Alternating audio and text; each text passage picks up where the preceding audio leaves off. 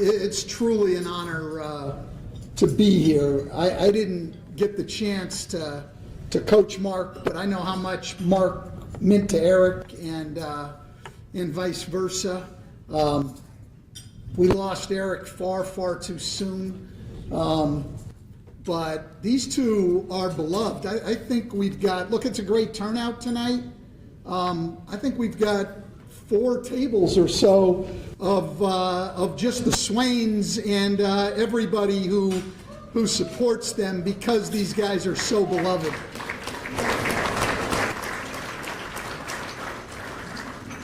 Before I get into talking about Eric, I want to congratulate all of the inductees tonight. And one of the things I think you notice, and as a coach sitting out there, and I haven't been back in this area in a long time, but as people get up here and start thanking different people and talking to different people, first of all, I see familiar faces out there, but then to see how everybody's connected. You know, I mean, somebody mentions about playing for Casey Hill in Santa Cruz. Casey Hill worked for me in New Orleans this year. I mean, it's all connected, and so that is great.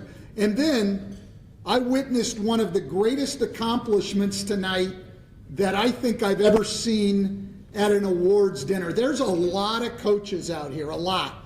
I think the room of basketball people, it's primarily coaches, right? And Steve Smith got up here and he introduced the guys from Board 36, and he got a room full of coaches to applaud for a bunch of referees.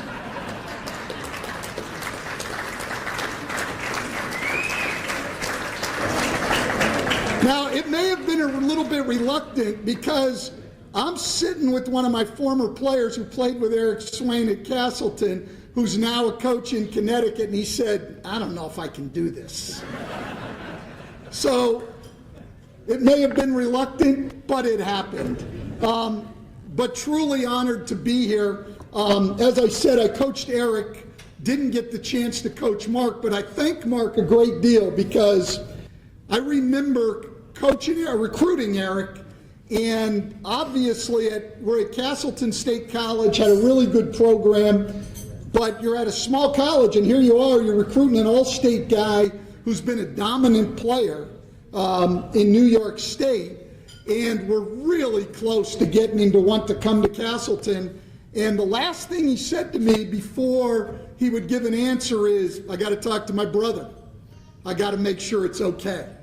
So I hadn't even met Mark at that point, but Mark had to give his okay. And so I know Eric learned a lot from him. Eric talked about him all the time. Mark was a role model. And so I'm sure that the guy I had the honor of coaching, was a reflection of Mark. So I can imagine what Mark was like as a player. And I think it's really special that they're being inducted together. I'm not going to give you stats or anything like that on Eric. I coached him for 2 years.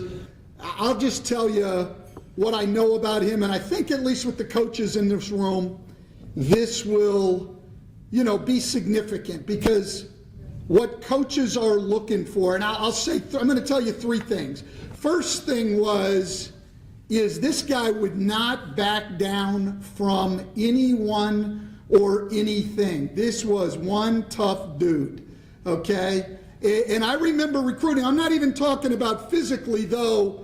He was very physical, and for those of us, and there's a lot of us in this room my age or older, so for those of us that remember that time in the 80s, it was a different game. I mean, I was coaching in college at that point. There was no three-point line, and the game was about getting the ball to the rim one way or another, and it was a physical game.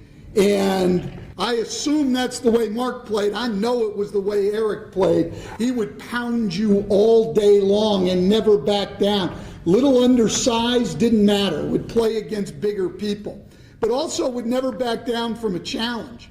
When I was recruiting him, I said to him, we really wanted him. Obviously, he was going to make a big difference in our program, but we had come off a 26-2 season and had all 5 starters returning. And I said, I can't guarantee you anything in terms of playing time. He said, I'll earn my playing time. He goes, I ain't worried about that.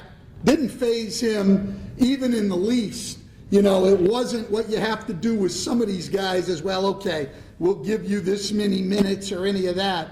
None of that. Guy would never back down from a challenge. Second thing, and goes along with that, I've had the opportunity to coach a lot of people at a lot of different levels over the years. There's no one more competitive than Eric Swain was. Right? And I think Greg, who's back there as a teammate of his, would agree. I mean, the guy would go and go and go and fight anybody all the time. Greg was just reminiscing before about a story playing with him, and he just all of a sudden, we needed to rebound the ball better, and he said, that's it. Nobody else is getting a rebound the rest of the game, and he just took over and got every rebound the rest of the way. I mean, he was as competitive as anybody, and I think all the coaches out there, right? I know in the NBA, like it's getting harder and harder to find great competitors. There's great skill, but great competitors who are about nothing but winning. I never remember Eric like looking at a stat sheet after the game, worrying about how many points he had or anything else. It was all about winning. If that meant diving on the floor, if it meant defending the best player, if it meant rebounding the ball, it was all about winning. And then finally, the third thing about him, he's as good a teammate as I've ever been around. He had everybody's back, okay? Lowe's Moore had my back tonight. I appreciate that, by the way. But I guarantee you, to this day, all right, to this day, almost 40 years later, if Eric was with us and anybody was criticizing me or any of his teammates even 40 years later, he'd jump right in. Like when he played with you, he was on your side. He had your back all the time. You know, people talk, I think, too much in sports. We throw around in sports, oh, family, our team's a family, our team. You know what? I've heard that a lot, and most of the time it's a bunch of BS. Okay? In fact, I look at it and go, that's how you care about your family? I don't want to be in your family. You know, if that's what you're going to talk about. Eric Swain, that's family. That's family. You know, that's I don't care, his teammates, me, anyone else, at any point, 25 years after you played, anything else, you needed anything, he was going to be right there. He was a great, great teammate. And so before I bring Mark up here, I want to recognize a few people. His wife Sarah's back there at one of our mini tables. You can stand up. You can stand up, okay? His daughter Elizabeth, come on. No, come on, you stand up. I was sort of half standing up, okay? His son Christian, and his younger son Eric. We used to call him Little E, but he's too big to be Little E anymore, so he's back there. And I just want to say to them, to his family, and to all of his family out here, this game has been really, really good to me. I've had the opportunity to coach some of the greatest players ever in this game. I've had the chance to work with some of the best coaches ever in this game. And all the people I've met in this game, there's no one I respect more than your father.